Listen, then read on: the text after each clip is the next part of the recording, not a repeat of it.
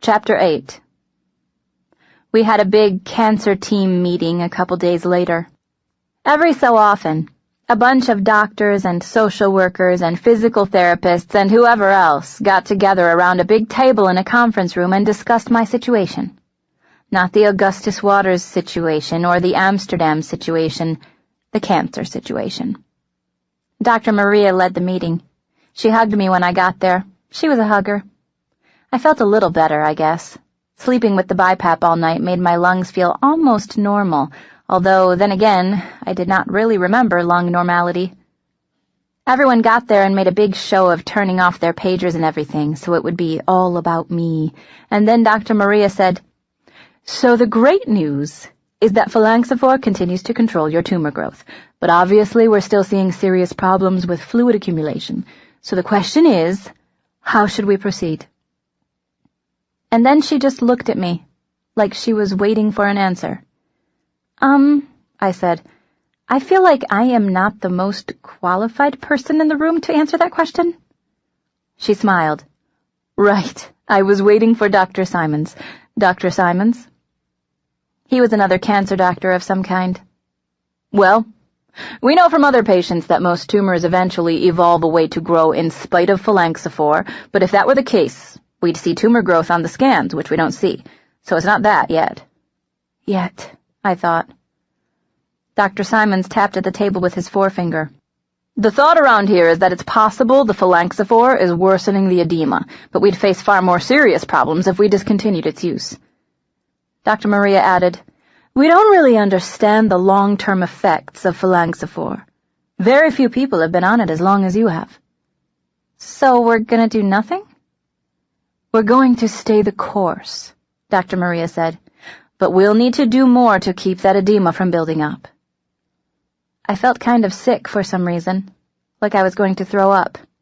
I hated cancer team meetings in general, but I hated this one in particular.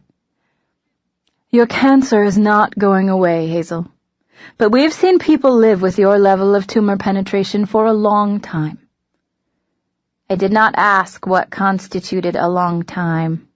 I'd made that mistake before.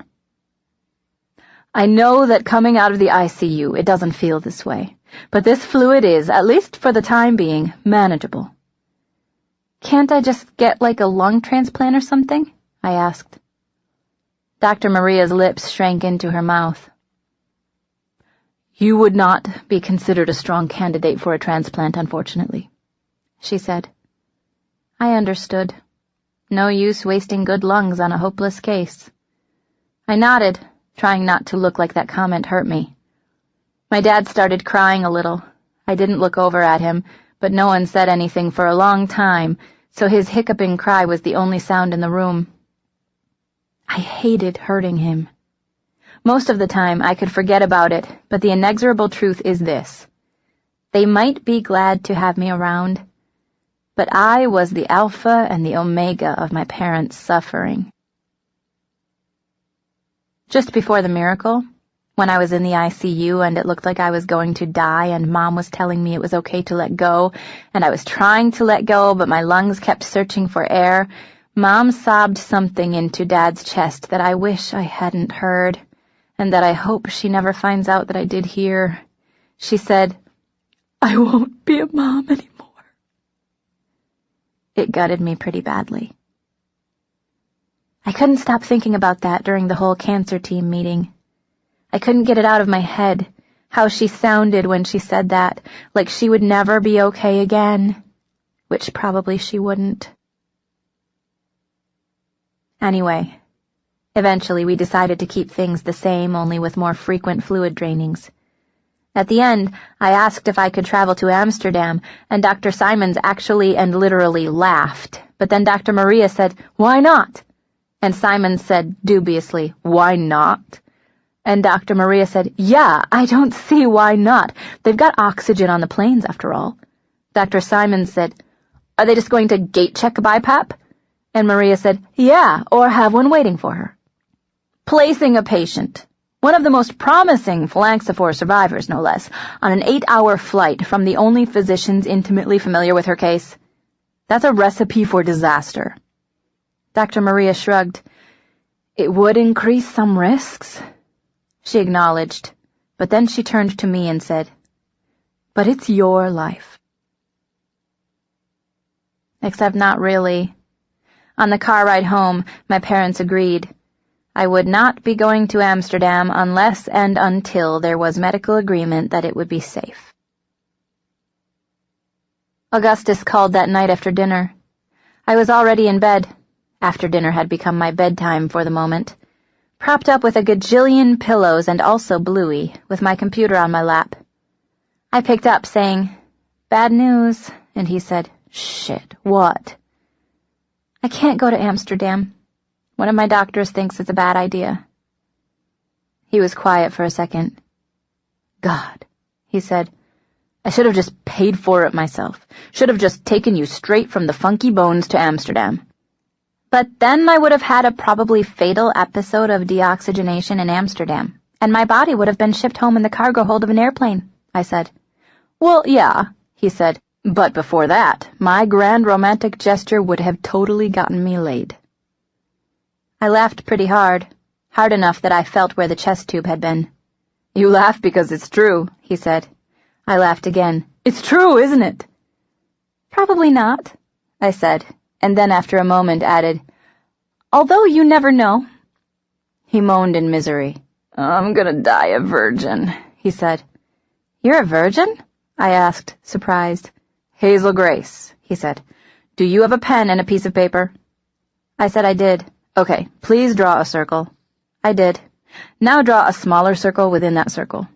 I did. "The larger circle is virgins. The smaller circle is 17-year-old guys with one leg." I laughed again and told him that having most of your social engagements occur at a children's hospital also did not encourage promiscuity, and then we talked about Peter Van Houten's amazingly brilliant comment about the sluttiness of time, and even though I was in bed and he was in his basement, it really felt like we were back in that uncreated third space, which was a place I really liked visiting with him. Then I got off the phone and my mom and dad came into my room, and even though it was really not big enough for all three of us, they lay on either side of the bed with me, and we all watched ANTM on the little TV in my room. This girl I didn't like, Selena, got kicked off, which made me really happy for some reason. Then Mom hooked me up to the BiPAP and tucked me in, and Dad kissed me on the forehead, the kiss all stubble, and then I closed my eyes. The BiPAP essentially took control of my breathing away from me, which was intensely annoying. But the great thing about it was that it made all this noise, rumbling with each inhalation and whirring as I exhaled. I kept thinking that it sounded like a dragon breathing in time with me, like I had this pet dragon who was cuddled up next to me and cared enough about me to time his breaths to mine. I was thinking about that as I sank into sleep. I got up late the next morning. I watched TV in bed and checked my email, and then after a while started crafting an email to Peter Van Houten about how I couldn't come to Amsterdam, but I swore upon the life of my mother that I would never share any information about the characters with anyone, that I didn't even want to share it, because I was a terribly selfish person, and could he please just tell me if the Dutch tulip man is for real and if Anna's mom marries him, and also about Sisyphus the hamster. But I didn't send it. It was too pathetic even for me. Around 3, when I figured Augustus would be home from school, I went into the backyard and called him. As the phone rang, I sat down on the grass, which was all overgrown and dandelion-y. That swing set was still back there, weeds growing out of the little ditch I'd created from kicking myself higher as a little kid. I remembered Dad bringing home the kit from Toys R Us and building it in the backyard with a neighbor. He'd insisted on swinging on it first to test it, and the thing damn near broke. The sky was gray and low and full of rain, but not yet raining. I hung up when I got Augustus's voicemail and then put the phone down in the dirt beside me and kept looking at the swing set, thinking that I would give up all the sick days I had left for a few healthy ones. I tried to tell myself that it could be worse, that the world was not a wish-granting factory, that I was living with cancer, not dying of it, that I mustn't let it kill me before it kills me. And then I just started muttering, stupid, stupid, stupid, stupid, stupid, stupid, over and over again until the sound unhinged from its meaning. I was still saying it when he called back. "Hi," I said. "Hazel Grace," he said. "Hi," I said again. "Are you crying, Hazel Grace?" "Kind of." "Why?" he asked. "'Cause I want to go to Amsterdam, and I want him to tell me what happens after the book is over. And I just don't want my particular life. And also the sky is depressing me, and there is this old swing set out here that my dad made for me when I was a kid." "I must see this old swing set of tears immediately," he said. "I'll be over in 20 minutes. I stayed in the backyard because Mom was always really smothery and concerned when I was crying, because I did not cry often. And I knew she'd want to talk and discuss whether I shouldn't consider adjusting my medication, and the thought of that whole conversation made me want to throw up. It's not like I had some utterly poignant, well-lit memory of a healthy father pushing a healthy child and the child saying, "Higher, higher, higher," or some other metaphorically resonant moment. The swing set was just sitting there, abandoned. The two little swings hanging still and sad from a grayed plank of wood, the outline of the seats like a kid's drawing of a smile. Behind me, I heard the sliding glass door open. I turned around. It was Augustus, wearing khaki pants and a short-sleeved plaid button-down. I wiped my face with my sleeve and smiled. "Hi," I said. It took him a second to sit down on the ground next to me, and he grimaced as he landed rather ungracefully on his ass. "Hi," he said finally. I looked over at him. He was looking past me into the backyard. "I see your point," he said as he put an arm around my shoulder. "That is one sad goddamn swing set." I nudged my head into his shoulder. "Thanks for offering to come over." "You realize that trying to keep your distance from me will not lessen my affection for you," he said. "I guess," I said. "All efforts to save me from you will fail," he said. "Why? Why would you even like me? Haven't you put yourself through enough of this?" I asked, thinking of Caroline Mathers. Gus didn't answer. He just held on to me, his fingers strong against my left arm. "We gotta do something about this frigging swing set," he said. "I'm telling you, it's 90% of the problem." Once I'd recovered, we went inside and sat down on the couch right next to each other, the laptop half on his fake knee and half on mine. "Hot," I said of the laptop's base. "Is it now?" He smiled. Gus loaded this giveaway site called Free No Catch, and together we wrote an ad. "Headline?" he asked. "Swing set needs home," I said. "Desperately lonely swing set needs loving home," he said. "Lonely, vaguely pedophilic swing set seeks the butts of children," I said. He laughed. "That's why." "What?" "That's why I like you. Do you realize how rare it is to come across a hot girl who creates an adjectival version of the word pedophile? You're so busy being you that you have no idea how utterly unprecedented you are." I took a deep breath through my nose. There was never enough air in the world, but the shortage was particularly acute in that moment. We wrote the ad together, editing each other as we went. In the end, we settled upon this. Desperately lonely swing set needs loving home. One swing set, well-worn but structurally sound, seeks new home. Make memories with your kid or kids so that someday he or she or they will look into the backyard and feel the ache of sentimentality as desperately as I did this afternoon. It's all fragile and fleeting, dear reader, but with this swing set, your child or children will be introduced to the ups and downs of human life gently and safely, and may also learn the most important lesson of all. No matter how hard you kick, no matter how high you get, you can't go all the way around. Swing set currently resides near 83rd and Spring Mill. After that, we turned on the TV for a little while, but we couldn't find anything to watch, so I grabbed An Imperial Affliction off the bedside table and brought it back into the living room, and Augustus Waters read to me while Mom, making lunch, listened in. Mother's glass eye turned inward, Augustus began. As he read, I fell in love the way you fall asleep, slowly and then all at once. When I checked my email an hour later, I learned that we had plenty of swing set suitors to choose from. In the end, we picked a guy named Daniel Alvarez who'd included a picture of his 3 kids playing video games with the subject line, I just want them to go outside. I emailed him back and told him to pick it up at his leisure. Augustus asked if I wanted to go with him to support group, but I was really tired from my busy day of having cancer, so I passed. We were sitting there on the couch together, and he pushed himself up to go, but then fell back down onto the couch and sneaked a kiss onto my cheek. Augustus, I said. Friendly, he said. He pushed himself up again and really stood this time, then took 2 steps over to my mom and said, Always a pleasure to see you. And my mom opened her arms to hug him, whereupon Augustus leaned in and kissed my mom on the cheek. He turned back to me. See? He asked. I went to bed right after dinner, the BiPAP drowning out the world beyond my room. I never saw the swing set again. I slept for a long time, 10 hours.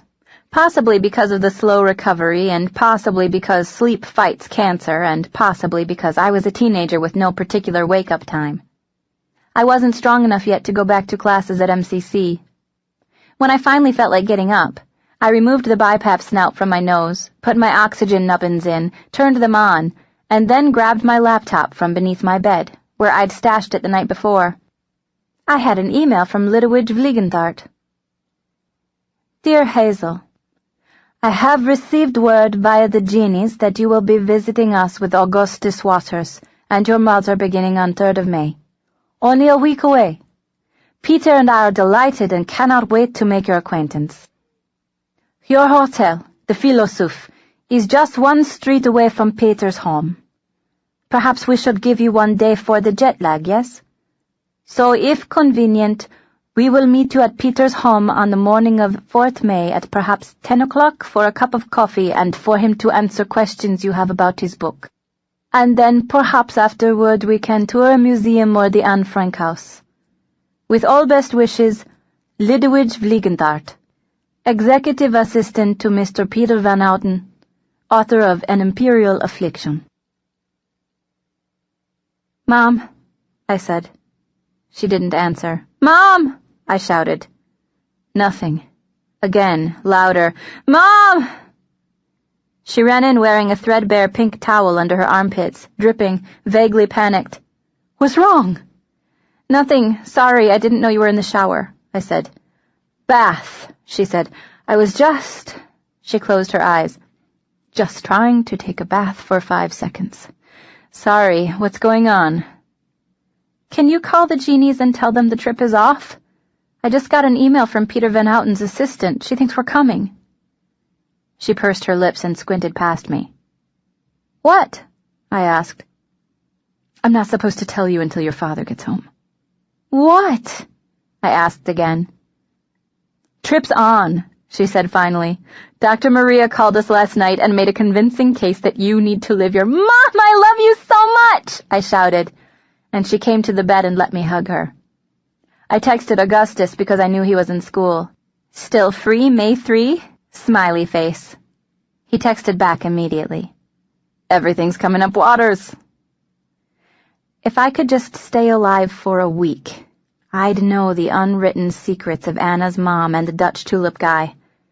I looked down my blouse at my chest. Keep your shit together, I whispered to my lungs.